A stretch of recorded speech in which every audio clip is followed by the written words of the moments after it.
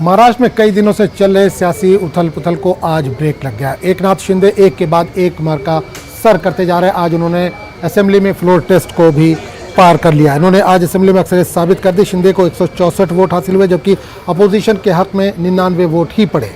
आज एकनाथ शिंदे ग्रुप में शामिल हुए शिवसेना रुकन असेंबली संतोष बांगड़ ने भी शिंदे हुकूमत की हिमायत में वोट दिया। वोटिंग के दौरान कुछ शोर शराबा देखने को मिला। अपोजिशन की जानिब से ईडी के नारे लगाए गए। जराये के मुताबिक कांग्रेस लीडर कैलाश गोरंट्याल ने कहा कि सियासत में पहले साम दाम दंड भेद जरूर था, लेकिन अब ईडी, सीबीआई और गवर्नर जरूरी है, जिस पर शिंदे ग्रुप ने एतराज भी जताया। वोटिंग के अमल में महाविकास आघाड़ी के 8 अरकान असेंबली शामिल नहीं हो सके। इनमें 7 का ताल्लुक कांग्रेस से है, जबकि समाजवादी पार्टी रुकन असेंबली अबू आसिम आजमी और रईस शेख ने किसी को वोट नहीं दिया। इक़्तिदार से बाहर हो चुकी शिवसेना मुश्किल दौर से गुजर रही है। बगावत के सबब पार्टी बिखर गई है। उद्धव ठाकरे के लिए बड़ा इम्तिहान है। दिलीप दत्तात्रय वळसे पाटील 5, बाळासाहेब भाऊसाहेब थोरात 6,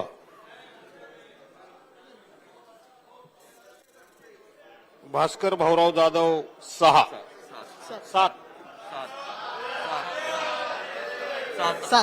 भास्कर भाऊराव जाधव 7, आदित्य रश्मी उद्धव ठाकरे 8। जेव्हा महाविकास आघाडीचं सरकार आलं त्यावेळीच मी सांगत होतो की हे सरकार अनैसर्गिक आहे, हे सरकार टिकणार नाही। माझी खूप टिंगलटवाळी झाली। मी एक कविता म्हटली होती, मी पुन्हा येईन।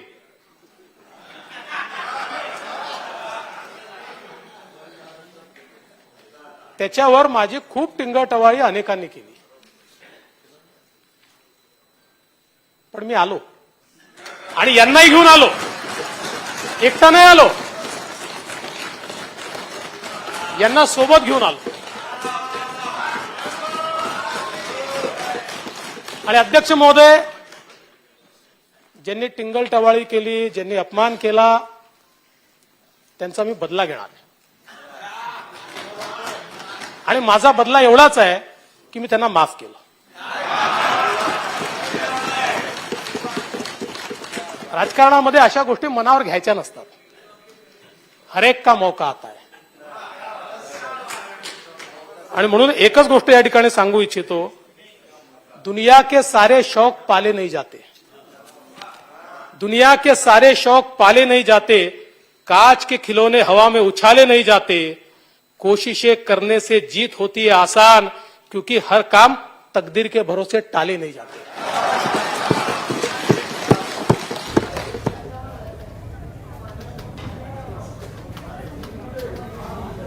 तो इस वक्त शिंदे खेमे में और बीजेपी खेमे में जश्न का माहौल है। लगातार जीत पे जीत हासिल करता जा रहा है शिंदे ग्रुप। तो आज उन्होंने जिस तरह से जीत की और कल स्पीकर के लिए जो सिलेक्शन हुआ उसमें जिस तरह से जीत की, पूरे खेमे में इस वक्त जश्न का माहौल है। वोटिंग के दौरान कुछ शोर शराबा आज हालांकि देखने को मिला। अपोजिशन की जानिब से ईडी के नारे लगाए गए।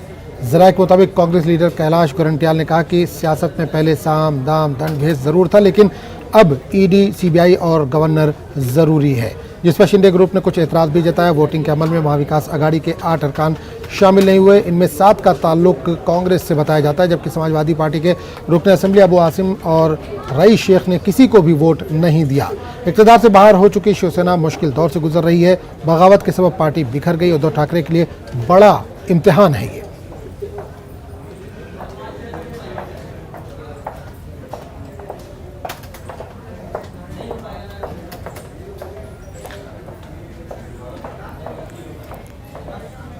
तो फडणवीस भी आज काफ़ी शाराना अंदाज में असेंबली में दिखाई दिए। उन्होंने जीत हासिल करने के बाद असेंबली में पहली तकरीर की और इस दौरान काफ़ी शाराना मूड में नजर आए।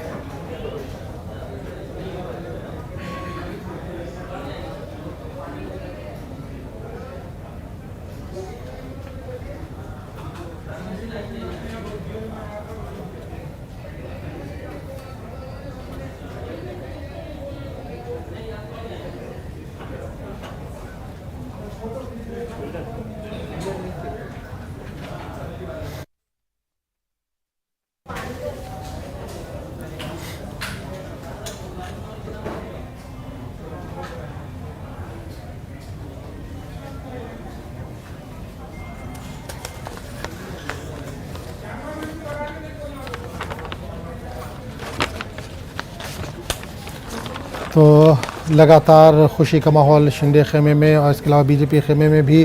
तो शिंदे हुकूमत की हिमायत में जो बागी एमएलए हैं उन्होंने वोट दिया वोटिंग के दौरान। हालांकि कुछ शोर शराबा शिवसेना की तरफ से देखने को मिला। अपोजिशन की जानिब से ईडी के नारे लगाए गए। जिस वक्त वोटिंग हो रही थी उस वक्त शोर शराबा वहाँ पर देखा गया और ईडी के नारे लगाए गए। तो आज शिवसेना की अहम मीटिंग होने वाली है। उद्धव ठाकरे की सरबराही में ये मीटिंग होगी। मीटिंग सेना भवन में होने वाली है। जिस तरह से शिकस्त का सामना करना पड़ा शिवसेना को, उसको लेकर शायद इस मीटिंग में खास बातचीत हो। उधर सामना में शिवसेना का दर्द छलका है। सामना के दायरे में लिखा गया है कि ये मुश्किल वक्त है लेकिन गुजर जाएगा। बीजेपी पर शिंदे ग्रुप के एमएलए की मदद से कामयाबी हासिल करने का तंज कसा गया है। इदारे में नवमंतखब स्पीकर राहुल नार्वेकर पर भी तनकीद की गई। इदारे में लिखा गया है कि नार्वेकर भी एक ऐसे शख्स हैं जो पहले खुद को शिव सैनिक कहते थे और नार्वेकर जानते हैं कि कब और कहां कदम रखना है। इदारे में बीजेपी को चैलेंज किया गया है। बीजेपी शिवसेना या महाराष्ट्र की शनाख्त को शिकस्त देने की सलाहियत और हिम्मत नहीं रखती।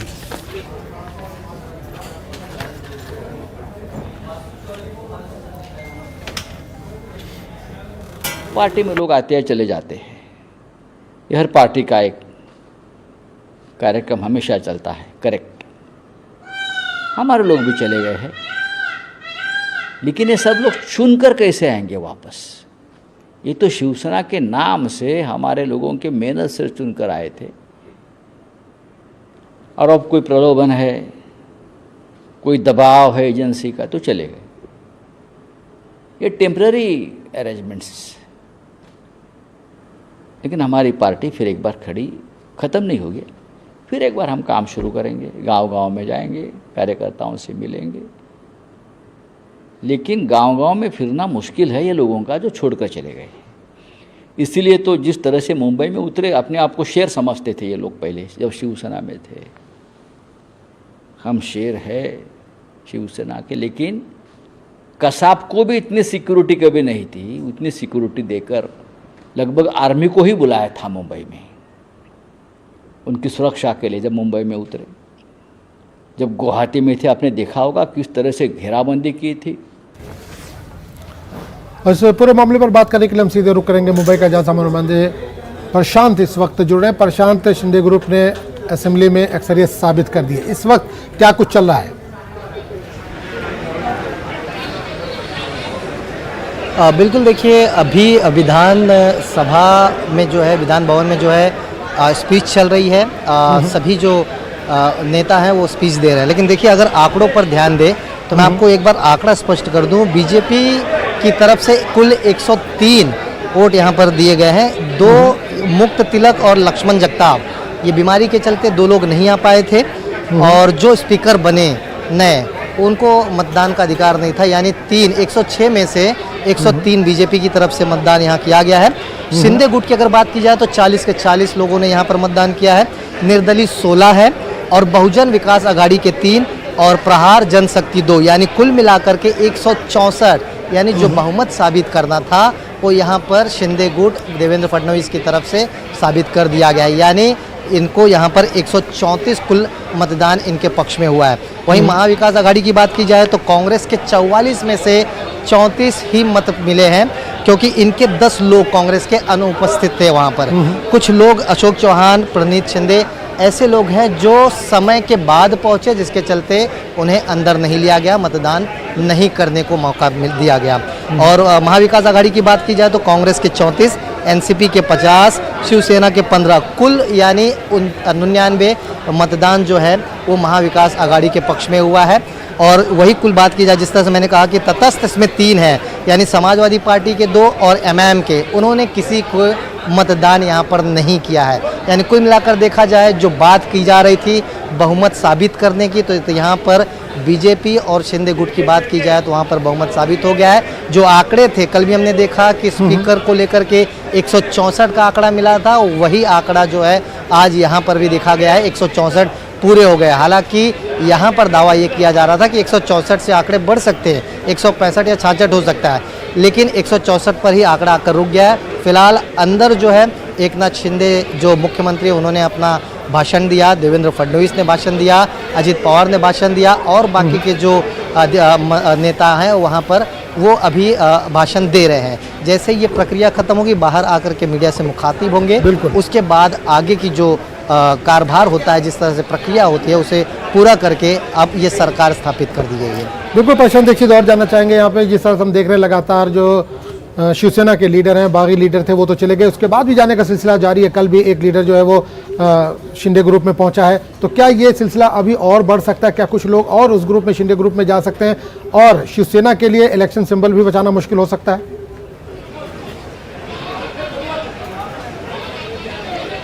बिल्कुल, देखिए इसमें कोई दो राय नहीं है, क्योंकि हमने देखा था कि कल तक शिवसेना, यानी हम अगर उद्धव ठाकरे खेमे की बात करें तो वहाँ पर 16 विधायक थे, और आज ही हमने देखा कि संतोष जो एक विधायक हैं उनके शिवसेना से वो शिंदे गुट की तरफ आ गए। संतोष बांगर नाम के जो विधायक थे, आज ही वो शिंदे गुट में शामिल हुए, और एकनाथ शिंदे के मतदान के बाद, देवेंद्र फडणवीस के मतदान के बाद संतोष बांगर ही अपना तीसरा मतदान शिंदे गुट के पक्ष में किए। यानी कुल मिलाकर के ये कहा जा सकता है कि आने वाले दिनों में और भी ऐसे विधायक हैं शिवसेना के जो शिंदे गुट में शामिल हो सकते हैं, क्योंकि यहाँ पर बहुमत साबित हो चुका है। लेकिन सबसे अहम बात यह है कि जिस तरह से अभी सुप्रीम कोर्ट में जो विधायकों के डिस्क्वालिफिकेशन का मामला फंसा हुआ है, जिस पर 11 तारीख को सुप्रीम कोर्ट सुनवाई करेगा, उस पर भी सभी की नज़र बनी रहेगी। क्योंकि देखिए ऐसे में अगर 16 लोगों के डिस्क्वालिफिकेशन यानी उद्धव ठाकरे के पक्ष में फैसला आ जाता है, तो कहीं ना कहीं हम ये भी देख पाएंगे कि कुछ लोग जो है उद्धव ठाकरे की तरफ भी रुख कर सकते हैं। लेकिन अभी फिलहाल देखा जाए तो पलड़ा जो है शिंदे गुट का भारी है, यहाँ पर बहुमत साबित हो चुका है।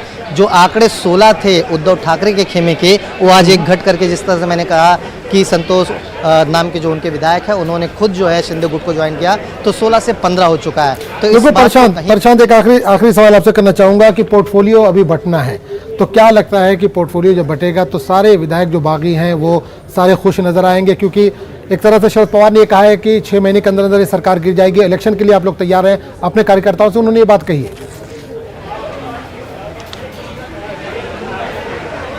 बिल्कुल, देखिए इसमें कोई दो राय नहीं है। हमने देखा कि शरद पवार जी ने भी जो बयान दिया, उन्होंने कहा कि जिस तरह से ये फैसला लिया गया कि एकनाथ शिंदे को मुख्यमंत्री बनाया जाए और देवेंद्र फडणवीस को उप मुख्यमंत्री, तो ऐसे में बीजेपी का खेमा काफ़ी लंबा है। इनके जो लोग हैं उन्हें कैसे एडजस्ट किया जाएगा, उनको क्या पोर्टफोलियो दिया जाएगा, उनको कैसे खुश रखा जाएगा, ये जिम्मेदारी भी बीजेपी के कंधों पर रहेगी। क्योंकि देखिए इस फैसले से कहीं ना कहीं लोगों में खटास ज़रूर आएगा। आखिर शिंदे गुट के जो लोग हैं उनको कौन सा पोर्टफोलियो मिलेगा, उसके बाद देखना ये होगा कि देवेंद्र फडणवीस के जो खेमे के लोग थे उनको क्या पोर्टफोलियो मिलेगा। तो इस बात से कहीं नकारा नहीं जा सकता, क्योंकि शरद पवार ने भी ये बयान दे दिया है कि अगर आने वाले दिनों में जब पोर्टफोलियो होगा, जब विस्तार होगा मंत्रिमंडल का, तो देखना ये होगा कि कौन किसके खेमे में क्या मिलता है, उससे कितना फ़र्क पड़ता है। बीजेपी के जो लोग हैं वो कितने खुश होते हैं या फिर उनमें कोई बगावत करता है, ये तमाम चीज़ें हैं। अब धीरे धीरे जैसे ये चीज़ें आगे बढ़ेंगी, जैसे सरकार बनने की पूरी प्रक्रिया को अंजाम दिया जाएगा, तो ये बातें सामने आना लाजमी है। लेकिन देखना होगा कि इसे कैसे एडजस्ट किया जाता है, कैसे संभाला जाता है। क्योंकि देखिए हमने देखा है कि 106 विधायक पहले से बीजेपी के हैं, ऐसे में 40 विधायक शिंदे गुट के आने, यानी आंकड़े अगर आप देखें तो 146 ऐसे हो जाते हैं। निर्दलीय का अलग है, यानी कुल मिलाकर के देखा जाए तो 170 का आंकड़ा आसपास जो है अब शिंदे गुट और देवेंद्र फडणवीस का जाता है। तो ऐसे में कौन से वो चेहरे होंगे जो मंत्रिमंडल में होंगे, कौन सा पोर्टफोलियो मिलेगा, ये तय करना इनके लिए कठिन होगा। लेकिन कैसे एडजस्ट करते हैं ये देखने वाली बात होगी। चलिए प्रशांत, बहुत बहुत शुक्रिया इस तमाम जानकारी के लिए। तो खबरों का सिलसिला जारी रहेगा, लेकिन एक छोटे से वक्फे के